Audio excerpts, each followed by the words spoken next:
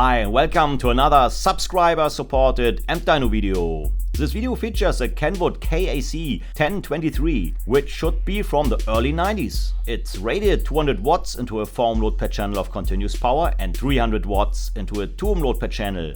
The KAC 1023 features a defeatable variable low-pass filter from 30 to 200 Hz.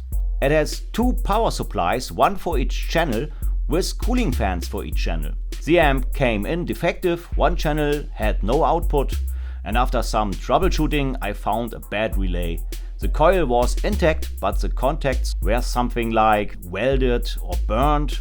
I ordered two relays because I found out that the old relays which were inside the amplifier were from different manufacturers. So the amp is fused with 4 fuses, 20 amps each, that means 80 amps in total.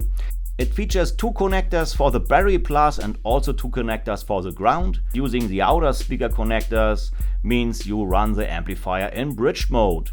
There the P-Con connector, this is the remote, and there are the RCA inputs and outputs, and there is a operation mode selector for stereo tree mode and mono bridged operation mode. The amp had another problem, there was a bad connection around the RCA grounds. So I fixed this connection and the amplifier was running and is ready to get dynoed. The Kenwood is connected to the dummy load, bridged mono 8 ohms. That means I'm testing the amplifier 4 ohms per channel, both channels driven. And I start with continuous power test. Let's start with 1 kHz. To the clipping point. High voltage. I think that looks nice.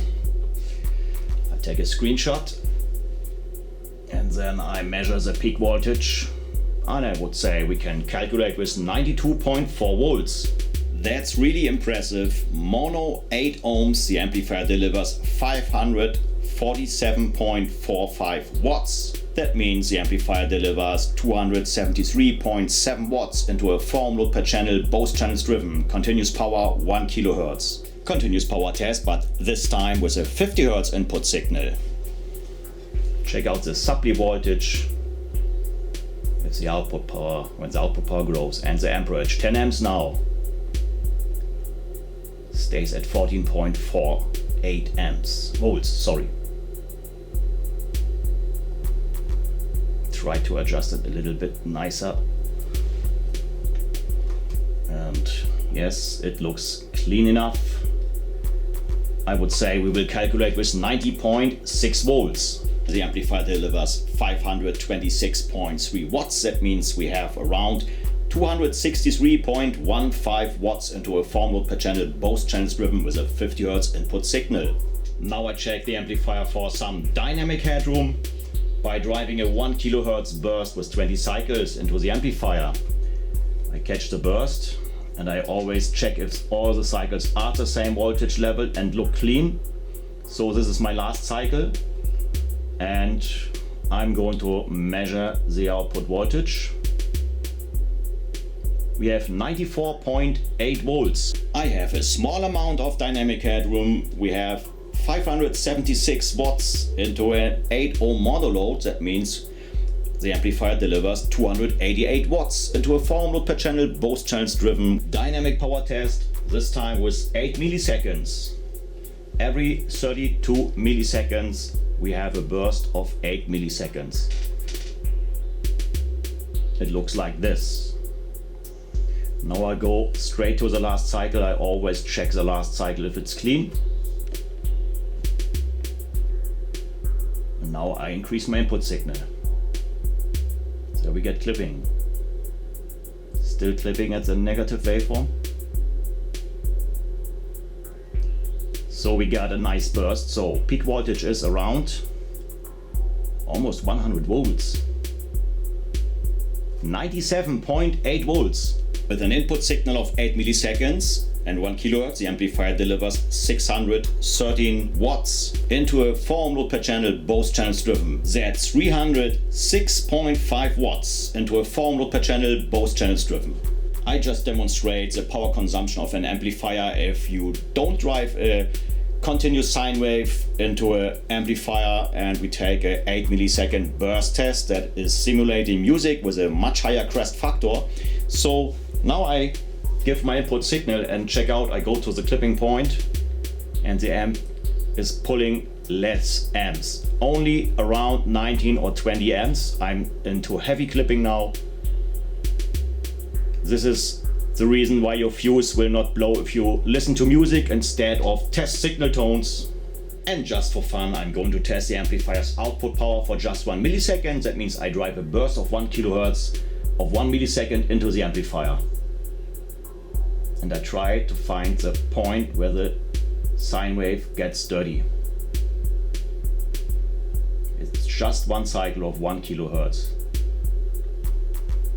I think we can reach around 100 volts. Okay, let's take this. 99 volts, can we get some more? Oh no.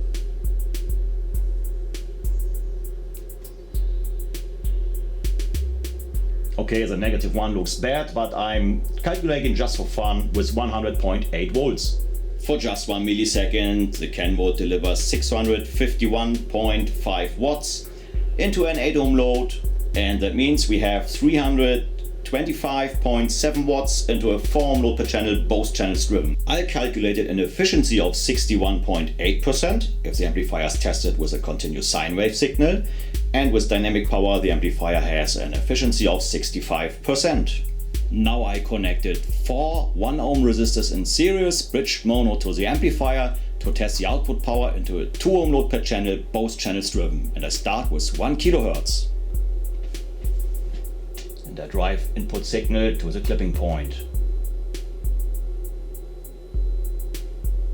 Clipping, go back. So, and I have an output voltage of around, let's calculate, with 78 volts. The amplifier puts out 760.7 watts into a bridge mono 4 ohm load. That means 380.3 watts into a 2 ohm load per channel, both channels driven. And I calculated an efficiency of 53.5%. Continuous power test, but this time with a 50 Hz input signal.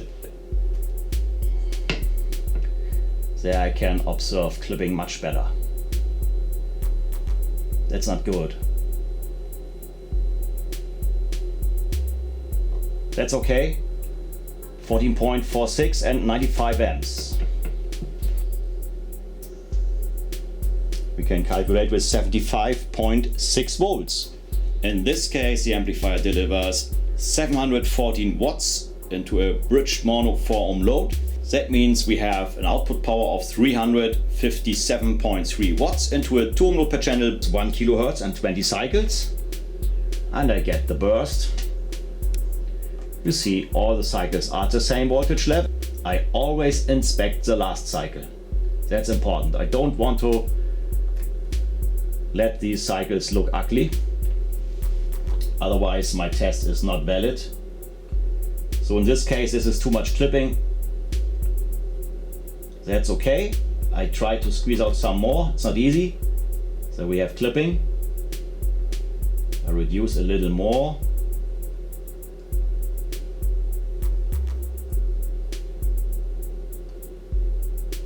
And we can take the peak voltage. And I got 79.2 volts. Dynamically with 1 kilohertz, the amplifier delivers some watts more. So we have around 392 watts into a 2 ohm load per channel, both channels driven. 8 cycles. There are my bursts. And of course, I always inspect the last cycle. It has to be clean. There we get clipping. Still some clipping.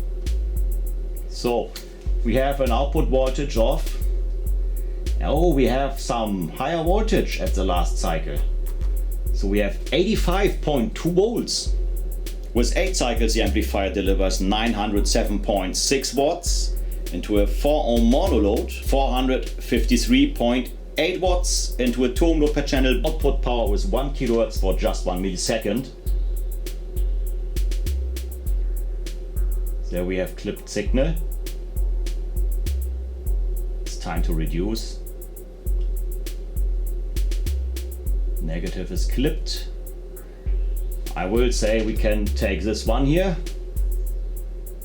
And then we have 93.6 volts, 1095.4 watts into a 4 ohm mono load, 547.7 watts into a 2 ohm load per channel, both channels driven. Now I'm testing if the amplifier likes 2 ohms mono. I don't know if the amplifier can handle 2 ohms mono, that means 1 ohm per channel. So I will start carefully with a dynamic power test. 1 kilohertz, 20 cycles. And we can see it's not at the same voltage level, and it looks distorted at the last cycle. So I'm going to reduce input signal. That looks much better, and I'm going to observe the last cycle, of course. And we still have some clipping. So I guess we can take this one here. Show the whole burst. That's okay. I go again to the last cycle. And now I take the peak voltage. And we are at 58.8 volts. Okay, we see it's a little bit clipped, but the peak voltage will not change. In this case, the amplifier delivers 864.6 watts into a bridged mono 2 ohm load. It puts out 432.3 watts into a 1 ohm load per channel, both channels driven. 8 millisecond burst test. There we have it. I go to the last cycle as always.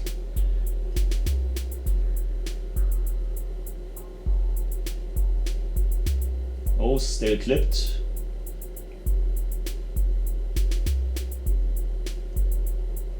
And we have slightly clipping here, some distortion, but this one looks clean. I go to the top of the waveform. And we have 61.8 volts, 955 watts into a 2 ohm mono load, 477.5 watts into a 1 ohm load per channel, both channels driven with 8 millisecond burst test. 1 millisecond, 1 kilohertz output power. And let's catch a cycle. And I increase input signal. Oh, we get some more. That's the end. Not beautiful. Okay, this is what we can take. And we have a peak voltage of 69.6 volts. Mono 2 ohms, the amplifier delivers 1211.4 watts for just 1 millisecond. That means we have an output power of 605.7 watts into a 1 ohm load per channel, both channels driven, but just for 1 millisecond. It's just a demonstration. So I'm just trying to do a continuous power test, but I have to say amplifier is nicely warm. Continuous power into a 1 ohm load. And I start to give input signal. Let's have a look if it can handle 1 ohm per channel. Oh, amplifier turned off. The amplifier did not turn off, so all 4 fuses blew up. I have some spare fuses and will install it. Amplifier is back on, and I can give some dynamic input signal. You see it on the scope. Everything is fine now. Amplifier is still working. So the continuous power test into a 1 ohm load per channel doesn't hurt the amplifier, but it killed the fuses. I'm not gonna test the amplifier with bigger fuses because it's not my amplifier. I'm not going to kill this one. This is a very nice amplifier. Thank you for watching, and see you next time for another ampdyno video.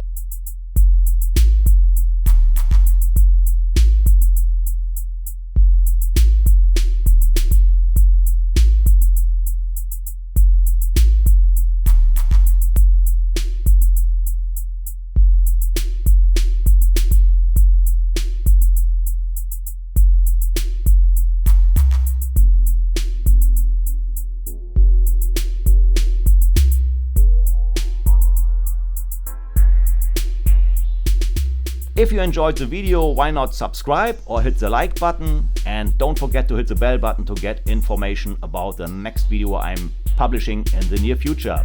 Thank you very much for watching and see you next time. Bye bye.